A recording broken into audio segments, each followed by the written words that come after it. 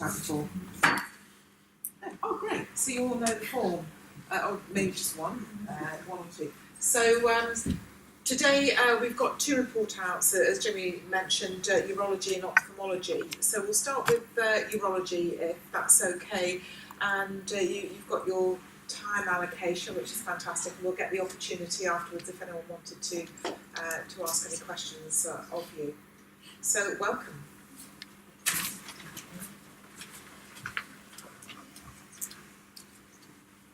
Good afternoon and welcome to the 90-day report out of urology. My name is Eileen and I'm the process owner of this RPIW. This is where we started 90 days ago with our project form, which highlighted our discharge process from the decision to discharge to the EDAM being authorised. It looked at who wrote the EDAM and the time required to write it, and how all this is left until the decision to discharge is made, and the length of time that the patient has to wait. We spent a considerable time at the RPIW discussing the purpose of an EDAM, who receives it, what information should be on it. We also discussed who should write this, when it should be started, and should it flow throughout the state, and who can authorise it. It was decided that we should begin this process in theatre, with the operation details and any instructions for the GP completed, and this could be authorised by the senior nurse on the ward, those with patients not requiring medication. Hello, my name is Claire and I'm a pharmacy technician and an RPIW team member. This is the pre-pack medicines cupboard, so these are for patients that don't need pharmacy intervention to go home. The top two pictures are what the pre-pack medicine cupboard looked like before, so there were over two cupboards and quite messy. Same bits of stock in both cupboards. The bottom two pictures are what it looks like now, so they're all in one cupboard, they're easy to find, and in frequency of use at the bottom, more used and less used at the top. This has been maintained for about a month and a half now. It's working really well. The next step on the 5S matrix is to introduce Kanbans to prompt ordering of meds, and hopefully we'll be rolling out this process, the 5S and the 3 packs, on the other surgical wards soon. This is our target process report. You can see we have reduced the overall lead time from 349 minutes to 206 minutes, with a significant increase of patients home by lunchtime, and therefore reducing the amount of time that patients waiting recovery for a bed to be allocated. For those patients who have had their EDAM started in theatre, we've reduced the quality defect to 0%, as this has avoided the duplication by the FY1 of writing the operation summary. No patients have been sent home, no medications have been sent home by taxi since we started this process, which is a 100% reduction.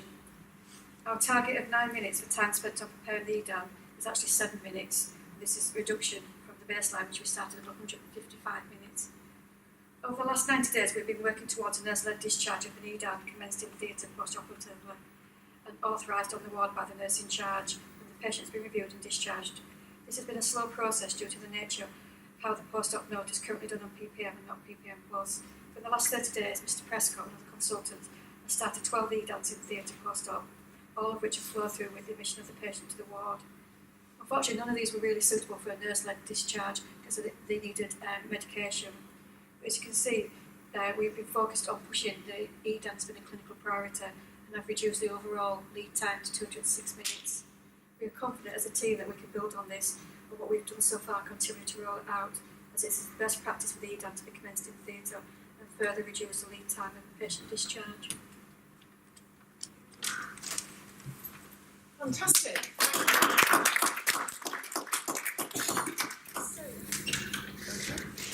Thank you, Eileen and Claire, appreciate that. So shall we move on then to our value stream 4 in ophthalmology? Can we invite you to come to the stage? I'd like to introduce yourselves.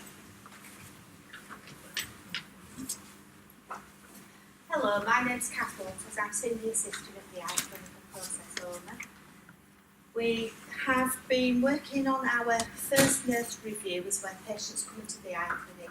Everyone sees a nurse, has a vision check, a pressure check, and has some eye drops instilled before they go and see the consultant for their eyes examining. We have had various challenges throughout the department, mainly due to our low staffing levels which we are experiencing in our department, although we are actively recruiting. This has made it difficult for us to actually collect some data sets to be able to present whilst actively delivering the service.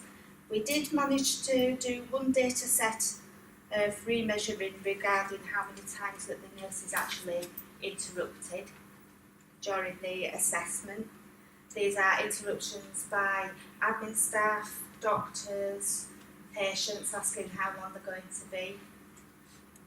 And out of one 3-hour session, there were 9 interruptions from 87 patients. I was then going to go on to say why we have interruptions. The main reason is that the registered nurse is carrying the keys.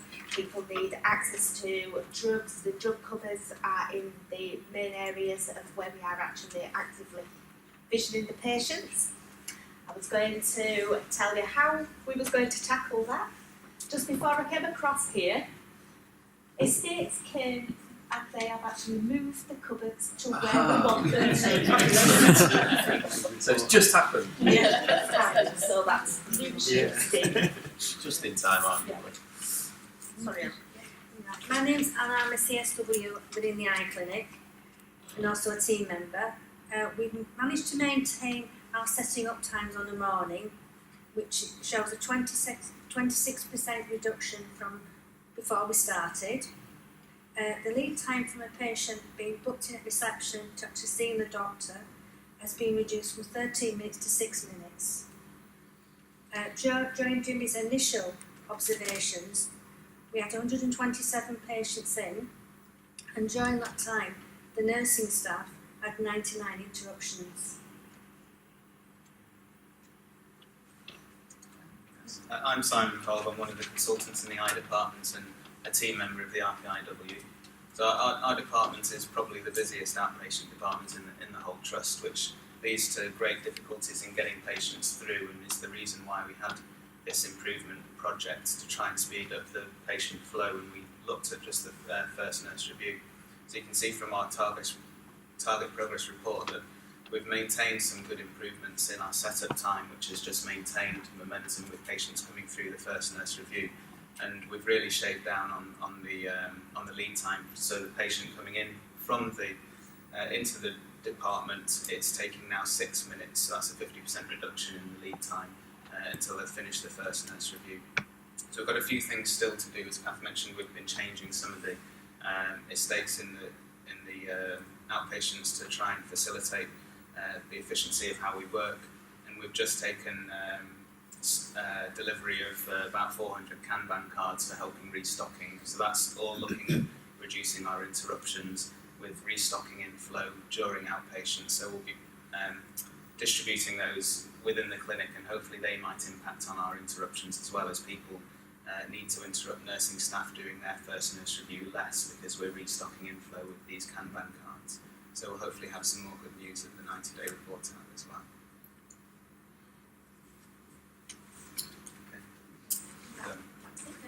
Okay, super. I was just thinking before you sit down, Kath, around whether you would like to say something around the changes to the rooms that you specifically made. So previously, rather than having patients moving between the rooms, trying to have somewhere where the staff move to the patient, and maybe it's something a little bit more on the recruitment, because you mentioned it was a bit of a constraining factor, but you've actually had quite a good success in some staff that are due to come and start with you.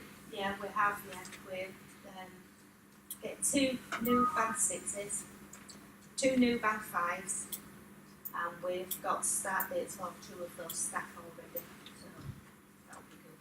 But obviously when they come, they'll get them in.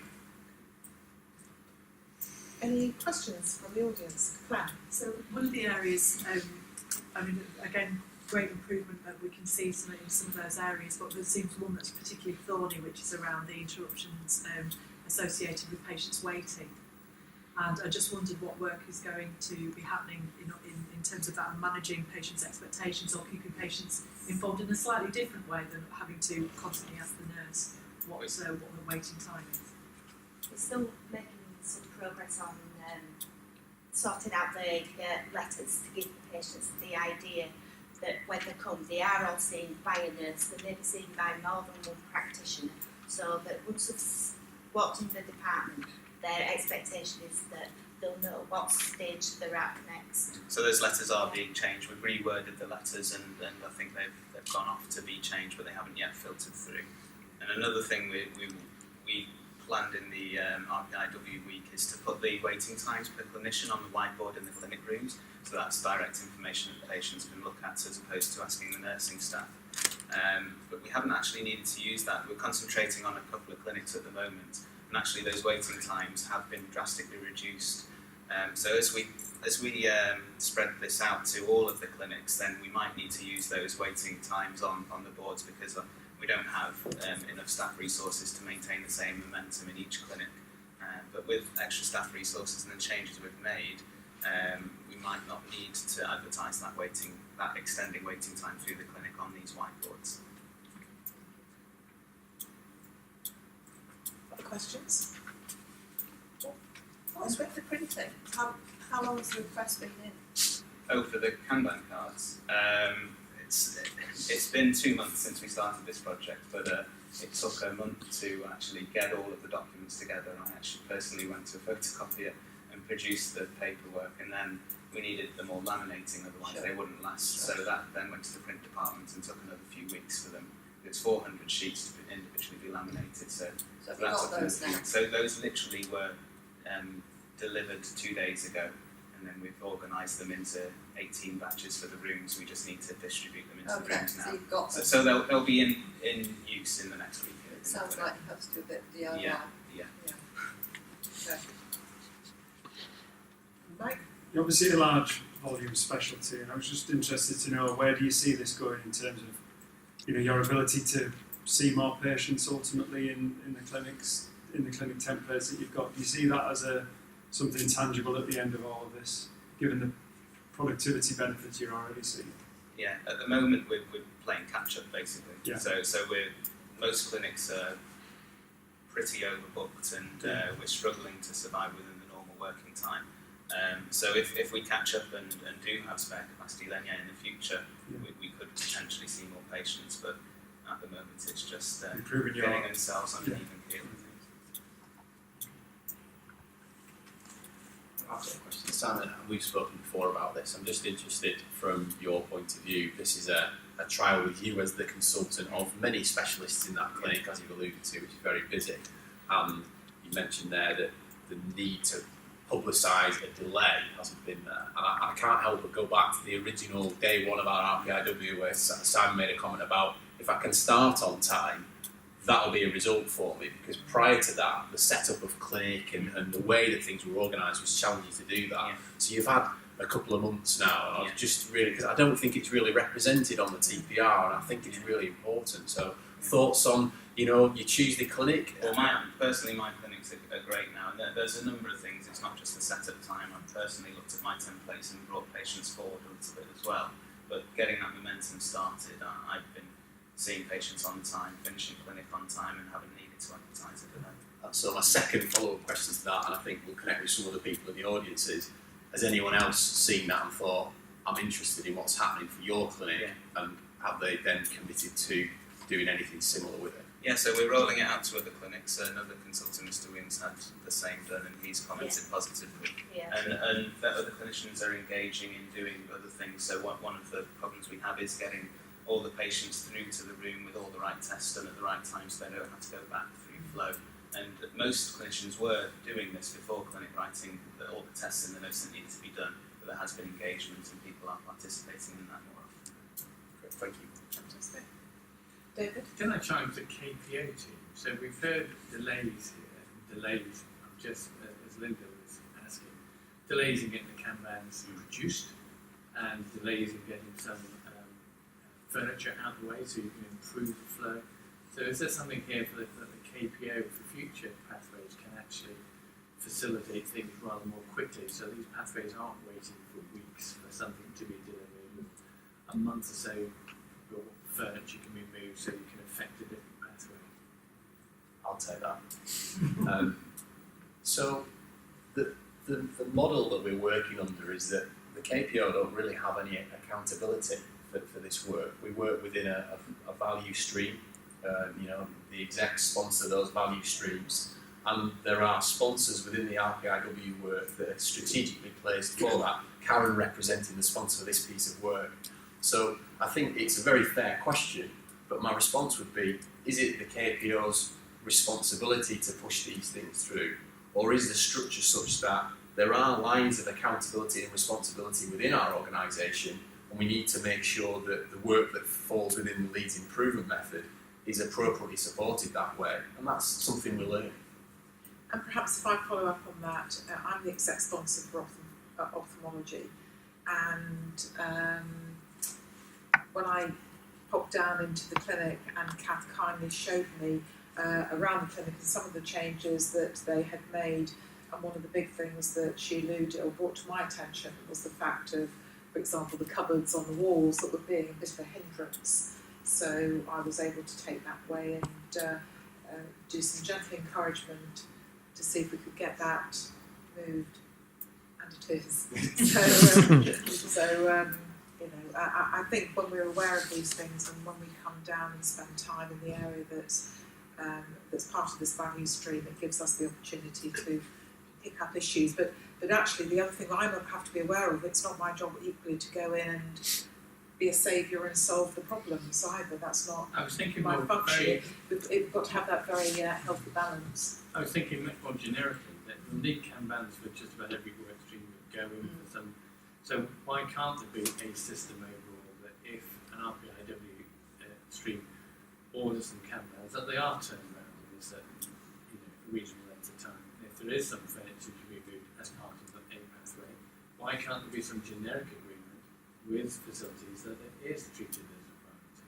So yeah, very much that I appreciate the team have been delegated to work through all the issues and come to the solutions, but overall, can we not facilitate them even better by having some of these generic things sorted out? You take that back, Jimmy, can you have that Yeah, conversation? we can take that back, and in some cases, estates and facilities people are on the RPIWs, and so when that happens, we tend to get more rapid response. I think that's a really good point to pick up, Simon. So I think the KPO can certainly be more proactive in engaging with estate facilities, for the example where we anticipate there might be some reorganisation required of a department, and I think that's fair in terms of how we would set up an event and anticipate these things being needed. I think your earlier comment is something I'll take back to the team, and I would still probably stand here and say, is it the KPO team's responsibility to do that, or do we need, as you say, a generic structure whereby if there's work that is an output of an RPIW, there is a route that can feed into to mean that teams can stand up at 30 days and say, this has happened for us, it's not a barrier to our progress. But it's a great thing to surface, so thank you for that. Okay. Any more final questions? Well, thank you very much. Ophthalmology, appreciate that. And thank you, audience members, for your participation. And we've done very early this time. Normally we're kind of half an hour short, so thank you for that. Anything else you want to say? No, thanks for that. Appreciate it. Cheers. Okay.